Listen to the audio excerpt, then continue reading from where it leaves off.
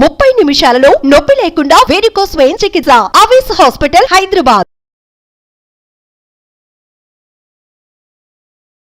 నమస్తే రమగారు. నమస్తే జయ. రమగారు, మనము తెలివి తక్కువ వాళ్ళ స్టోరీస్ చెప్పుకుంటూ ఉంటాం. భలే సరదాగా ఉంటాయండి. చందమామ కథలు. అవును, ఒకటి చెప్పుకుందామా? పూర్వం ఒక పల్లెటూరులోనట ఓ రైతుకి 3 కొడుకులు ఉండేవారు. పెద్దవాళ్ళు ఇద్దరు మామూలు నార్మల్ వాళ్ళు, మూడో వాడు కొంచెం ఏమంటే మందమతి, వెర్రిబాగులు వాడు అనమాట. బాగానే నడుస్తూ ఉండేది. ఏదో తండ్రి ఉన్నన్నాళ్ళు నడుస్తుంది కథలు. పాపం ఏమైంది, తండ్రి కాస్త గతించి ఉన్న ఇల్లు వాకిలి పొలం పుట్రా గొడ్డు గోద అన్నీ పంచుకోండిరా అని చెప్పాడు వెళ్ళిపోయేటప్పుడే ఆయన. వీళ్ళు ఏం చేశారు, అన్నీ పంచుకున్నారు. పంచుకుని తమ్ముడిని ఏదో ఒక పక్క నుంచి వాడి వాటాకు ఒక రేకు పెట్టి మాత్రం ఇచ్చారు. తెలుగు తక్కువ వాడికి. పొలం అంటే వాడికి ఏదో గొడ్డు గోదా భాగాలు వేస్తారు కాబట్టి ఈ గొడ్డు నాదని వాడి ముందే వాడు పోషిస్తున్న ఎడ్లు గిడ్లు ఉంటాయి కదా, పని చేయించేవాళ్ళు వాడితో. అవి వాడి వాటాకు పోయేవి. సరే అవి పోయినాయి, మొత్తానికి సెట్ చేసుకున్నారు. వాడు అక్కడక్కడే తిరుగుతూ ఎవరింట్లో అన్నం పెడితే వాళ్ళ ఇంట్లో అన్నం తింటూ తిరుగుతూ ఉండేవాడు. మరి తల్లి అంటే తల్లి ముందే లేదు పాపం వాళ్ళకి. సరే ఏమైంది, వీళ్ళు ఏం చేశారు, ఇద్దరు రైతు కొడుకులు కదా, ఆ పొలాలు వేసుకుని చిన్న చిన్న చేలేవో మెయింటైన్ చేసేవాళ్ళు, కూర నారా పండించేవాళ్ళు. ఆ తర్వాత ఏమో చెరుకు గడలు అవి ఉండేవి, చాలా ఎక్కువ కాదు కొద్దిగా ఉండేవి. మొక్కజొన్న కండలు వచ్చేవి. ఇద్దరు ఏం చేసేవాళ్ళు, వచ్చిన బండి మీద ఎవరు అమ్మాల్సిన సరుకు వాళ్ళు వేసుకుని తీసుకుపోయేవాళ్ళు. వీటి దగ్గర సరికేది ఏమీ లేదు. వాళ్ళు వెళ్తున్నారు ప్రతిసారి, మనం వెళ్ళటం లేదని ఏం చేశారు, తన దగ్గర ఉన్న ఎడ్లల్లో ఒక ఎద్దుని దాని మెడకు తాడు కట్టి తీసుకెళ్ళాడు. ఎద్దు మెల్లిగా నడుస్తుంది, చేయి అంటే కానీ నడవదు. దాన్ని నడవనిచ్చాడు, దాని దారిని దాని అది పోతుంది, దాని వెనకాల పడి వెళ్తున్నాడు. సరే అన్నయ్యలేమో ముందు వెళ్ళిపోయారు. వాళ్ళు అమ్మటానికి సరుకు సంతకి వెళ్తున్నారు. సంత వేళలు దాటకూడదు, వీటితో పెళ్లి నడకలు నడుస్తుంటే సంత వెళ్ళిపోతుంది కదా, వాళ్ళు కాస్త వెళ్ళిపోయారు. వీడేం చేశాడు, అడవి దారి గుండా నడుస్తుంటే వీడి ఎద్దుతోటి ముందుకు దాటంగానే ఒక ఎండిపోయిన చెట్టు ఉంది అక్కడ. అది గాలికి కిరకిరలాడుతుంది. దాని కిర్రు కిర్రు కిర్రు చప్పుడు వీటికి ఎలా వినిపిస్తుందంటే ఎంత ఎంత ఎంత అలా వినపడింది. అడిగింది అనుకున్నాడు, బొంగురు గొంతుతో అడిగారనుకో అటగే వినపడుతుంది.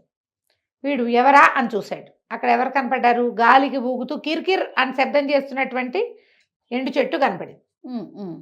ఏమిటి, నా ఎదురు కొంటానంటావా అన్నాడు. మళ్ళీ కిరికిర్ అంది.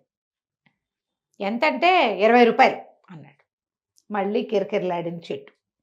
సరే ఇదిగో అని ఆ ఎద్దుకున్న మెడకున్న తాడుని తీసి ఆ చెట్టు కొమ్మకి తగిలించాడు. డబ్బులు ఇయ్యి మరి అన్నాడు. చెట్టు మళ్ళీ కిర్రు కిర్రు అంది, గాలి వస్తుంది.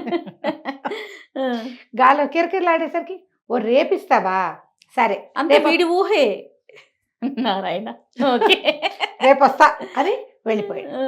సాయంకాలం వీడింటికి వెళ్ళిపోయాడు. అయిపోయింది బేరం, అమ్మేశాను. సాయంత్రం చీకటి పడేసరికల్లా అన్నయ్య వాళ్ళు వచ్చారు. కంచాలు పెట్టుకుని అన్నాలు తింటున్నారు. తింటుంటే ఆవిడ అన్నయ్య అడిగాడు, అవునరా వెర్రివాడా, నీ ఎద్దెదిరా కనపడలేదు అన్నాడు. అమ్మేశాను అన్నాడు. ఊరిని ఎంతకమ్మావిరా? 20 రూపాయలు. ఓ డబ్బులేవి అన్నారు. అనేసరికల్లా రేపు వస్తాయి అని చెప్పాడు. రేపు వస్తాయి అనేసరికల్లా తిట్టారు. ఎద్దు నమ్ముకోవటం ఏంటో నీ బొందా, ఏదైనా పని చేసి వస్తువు అమ్ముకోవాలి, సరే ఏదో ఒకటి చావు, డబ్బులు తీసుకురా అని చెప్పారు. సరే అయిపోయింది. మర్నాడు మనవాడు వెళ్ళేసరికల్లా చెట్టు ఉంది అలాగే కిరికిరి అంటూ, ఎద్దు లేదు. ఎవరో తీసుకుపోయి ఉంటారు కదా. అక్కడి నుంచి వీడు ఏమి నా డబ్బుల సంగతి మానయ్య వాళ్ళు అసలే కేకలేసారు రాత్రి అన్నాడు. చెట్టు మళ్ళీ కిరికిరు. ఓ ఇవాళ కుదరలేదా అన్నాడు. మళ్ళీ కిరికిర్రు. రేపు ఇస్తావా పోని, రేపు వస్తా, రేపు ఇవ్వాలి తప్పకుండా అంటే చెట్టు మళ్ళీ కిరకిరలాడి ఇంటికి వెళ్ళిపోయాడు. రాత్రికి మళ్ళీ అన్నయ్య వాళ్ళు ఏమిరా డబ్బులు అన్నావు ఏమిట్రా అంటే, ఇవాళ కుదరలేదు రేపు ఇస్తాను అన్నారు అన్నాడు.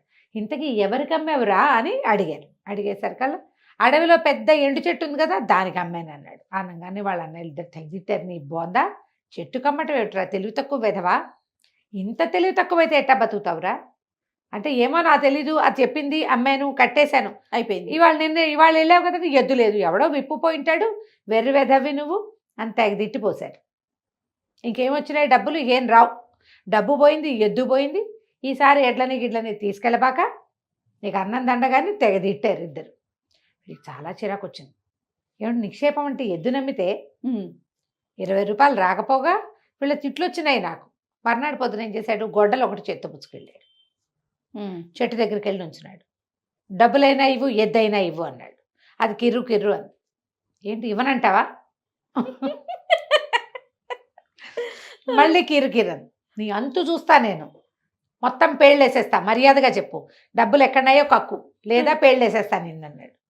అనేసరికి అది కిర్రు కిర్రు, ఏం చేసుకుంటావో చేసుకో అంటోంది అనమాట. అదే కదా. నీ సంగతి చెప్తానుండని చెట్టు మొత్తం కొట్టేసాడు వాడు. అన్ని పేర్లు కొట్టేసరికల్లా అది పాత చెట్టు, దానికి ఒక తొర్ర ఉంది. ఎవరో దొంగలు ఆ తొర్రలో డబ్బులు దాచుకున్నారు. వావ్, వీడు అక్కడి దాకా వచ్చేసరికి ఆ తొర్రలో నుంచి డబ్బులు కనపడ్డాయి. వీడు ఏం చేశాడు, గబుక్కున చేతులు అందులో పెట్టి 2 గుప్పెళ్ళతోటి గుప్పెడు డబ్బులు నాణేలు తీసేసుకుని జేబులో కుక్కేసుకున్నాడు. పరిగెత్తుకుంటూ వెళ్ళాడు ఇంటికి. అన్నయ్య వాళ్ళు ఆ పూట సంతకెళ్ళాల, ఇదిగో డబ్బులు వచ్చేసినాయి, చెట్టు ఇచ్చేసింది, ఇవే కాదు ఇంకా బోల్డ్ ఉన్నాయి ఎక్కడన్నాడు. అవన్నీ తెచ్చుకోవటం రాదు వాడికి, తెలీలా, వాడికి అంతే తెలుసు. కుప్పెళ్ళతోటి తీసుకుని నాణేలు జేబుల్లో పోసుకుని తీసుకొచ్చాడు. అన్నయ్య వాళ్ళని, ఒరి నీ కడుపుడక ఏమిట్రా అది అంటే, ఆ చెట్టుని కొట్టేశా, పేళ్ళేస్తానని బెదిరించా, అది సరేనంది, నిష్టం చేసుకోపో అంది. ఓహో, చేసేసా. చేస్తే అందులోపల డబ్బులున్నాయి. డబ్బులున్నాయి. అది డబ్బులు దాచుకునే లేవంటోంది దొంగ మొహం అని. మన 20 కాకుండా ఇంకా చాలా తెచ్చాను, ఇంకా అక్కడ బోల్డ్ ఉన్నాయి అనగానే వాళ్ళ అన్నయ్య వాళ్ళు వాడి నోరు నొక్కేసి పదరా వెళ్దామని చెరుకో 2 సంచులు పుచ్చుకుని తమ్ముడిని వెంట పెట్టుకుని అక్కడికి వెళ్ళారు.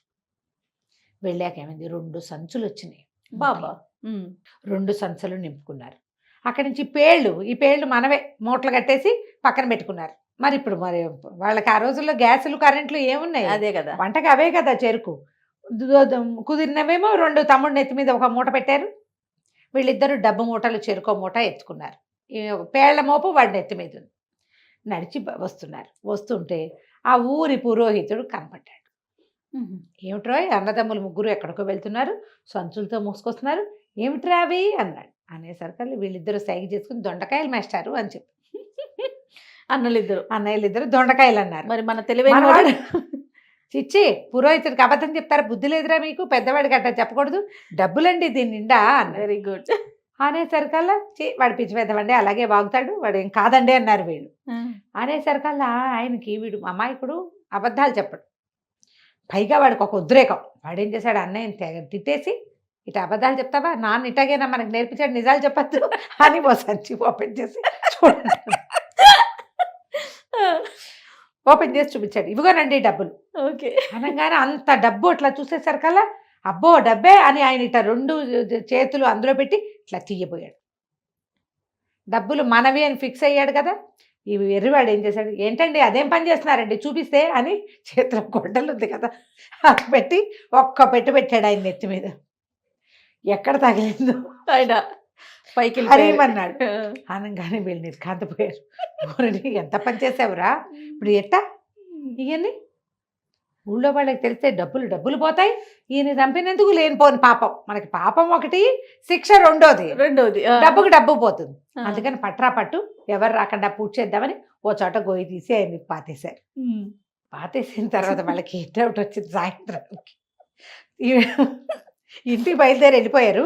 వెళ్ళాక పెద్దవాడు చిన్నవాడు మాట్లాడుకున్నారు, ఒరే రేపొద్దున ఎవరైనా అడిగితే పాతేసిన చోటు చూపిస్తాడేమోరా, ఓ పని చేద్దాం, మన మేకల్లో ఓ మేకను చంపేసి అక్కడ పాతి పెట్టేద్దామని ఇవి ఇంకో గొయ్యి తీసి దూరంగా, వీడికి తెలియకుండా, వీడికి చెప్తే పంపం చేస్తాడు వీడు,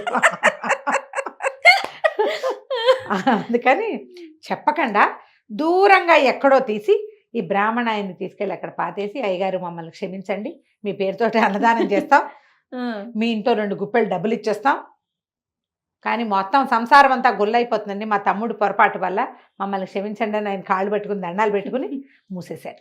మూసేసి తమ మేకల్లో ఒక బలిసిన మేకను ఒకదాన్ని చంపేసి అక్కడ పాతేశారు. ఈ మొదటి గోతిలో పాతేశారు. పాతేసేసారు, అయిపోయింది. 3 రోజులు గడిచినాయి. ఓకే, జస్ట్ 3 రోజులే. ఇంతలో పురోహితుడు కనపట్టలేదని ఊరంతా చెప్పుకున్నారు. చెప్పుకున్న తర్వాత వీడిని మంచినీళ్ళు తెమ్మంది వదిన. మంచినీళ్ళు తెమ్మంటే బావి దగ్గరికి నీళ్ళు తోడబోయాడు మనవాడు. నీళ్ళు తోడుకొస్తుంటే అమ్మలక్కల ఏలక్కలు అందరూ మాట్లాడుకుంటున్నారు. ఎటా ఏమైపోవటం ఏంటండి, చంపేసి పాతేస్తే కాదుటండి మేము అన్నాడు. అనగానే వీళ్ళంతా తెలబోయి, ఒరే చంపేయటం ఏంటంటే, అవునండి డబ్బుల పేరు ఎత్తాడు. ఎత్తితే మాత్రం నేను మా అన్నయ్య మేమంతా కలిసి డబ్బుల మూటలు తెచ్చుకుంటుంటే పురోహితుడి గారు కనపడ్డాడు, డబ్బులు తీసుకోపోయాడు, నేనేమో గొడ్డలు పెట్టి కొట్టాను, ఆయన్ని పాతేశాము అనగానే పట్టు పద, ఆ డబ్బుల సంగతి ఏంటో మీ సంగతి ఏంటో చూద్దామన్నారు. అక్కడ దాకా వెళ్ళారు. వెళ్ళాక నువ్వే తవ్వన్నారు. మొదట పాతేసాం కదా, పైగా వాడు బండవేతవా తవ్వాడు. తవ్వాక ఏమండి పురోహితుడి గారికి గడ్డం ఉంది కదండి అన్నారు. అవును అవును అవును అన్నారు. పురోహితుడి గారికి ముందు కాళ్ళు 2 కనపడ్డాయి మేకవి. 2 కాళ్ళు ఉన్నాయి కదండి అన్నాడు. అవును అన్నారు. పురోహితుడి గారికి 2 చెవులు ఉన్నాయి కదండి అన్నాడు. 2 చెవులు ఉన్నాయి. అవును. అదే అదే పురోహితుడు. అయితే చివరిగా చెప్పాడు పురోహితుడి గారికి 2 కొమ్ములు ఉన్నాయి కదండి.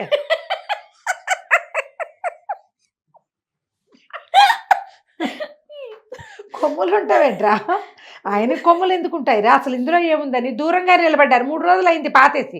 వాసన వస్తుందని బండవేధమని వీడిని తోసారు ముందు తవ్వమన్నారు. అక్కడి నుంచి ఊరు పెద్దలంతా గబగబా ముందుకు వచ్చి చూస్తే ఏముంది, మేక మొహం కనపడుతుంది. 3 రోజులే అయింది కదా, దాని మొహము కొమ్ములు ఉన్నాయి. ఫ్రెష్ గానే ఉంది. మరీ ఫ్రెష్ కాదు, ఒక మాదిరి ఫ్రెష్. నిర్ఘాంతపోయింది, ఇదేమిటి మేక ఉంది. బరమ్మ గారి కళ్ళల్లో నీళ్ళు వచ్చేసినాయండి నాకు. ఓకే. మేము పాతేసామండి అంటాడు వీడు. వాళ్ళ అన్నయ్యలు వచ్చి ఏంటండి వీరి మీద మేక చచ్చిపోయిందండి, దానికి ఏదో పురుగు ముట్టింది. వీడి దగ్గర చెప్పాలా, ఎదురుగుండా చెప్తే వాడు కాదంటాడు. పెద్దవాళ్ళని పక్క తీసి పాతేసామండి, పురుగు ముట్టింది, దాన్ని తినకూడదు కదా, అందుకని ఇట్లా చెరువు పక్కన అవతల పక్కకు పాతేస్తే మెల్లిగా అదే మట్టిలో కలిసిపోతుందని పాతేసాము. వాడికి ఎట్టా అర్థమైందో ఇట్లా అర్థమైందండి అనేసరికల్లా వీడు ఇది తప్పు చెప్పాడు. డబ్బుల సంగతి నిజమని వీళ్ళు ఎట్టా నమ్ముతారు? అసలు విషయమే తప్పు చెప్పాడు కదా. దాంతో జనాలంతా వీడు ఒక వేరు విధమని పాతేయరా పాతే కనపడ్డాడులే పురోహితుడిని పాతేయించారు. తర్వాత వాడు ఎప్పుడే నిజం చెప్పినా ఎవరు నమ్మేవాళ్ళు కాదు. పాపం. తర్వాత వీళ్ళు ఏం చేశారు, అన్నయ్య వాళ్ళు వాడిని ఇంటికి తీసుకుపోయి ఏదో మెల్లిగా పెళ్లి చేసి, ఓ తెలివి గల పిల్లని తెచ్చి పెళ్లి చేసి మేనేజ్ చేసుకోమ్మా అని చెప్పారు. వాడికి ఓ ఇల్లు వాకిలి కట్టించి ఓ 4 గొడ్లు కొనిపెట్టి గొడ్ల పని చేసుకునేలాగా చేశారు. చనిపోయిన ఊరి పురోహితుడికి ఓహో ఇంత డబ్బని ఇచ్చారు. మా నాన్న పేరుతోటి ఇవ్వదలుచుకున్నామని చెప్పి డబ్బు ఇచ్చేశారు. కథ కంచికి మనం ఇంటికి. సూపర్ రమ్మగారు, ఎక్స్ట్రాడినరీ. రైట్ అండి, నమస్తే. నమస్తే.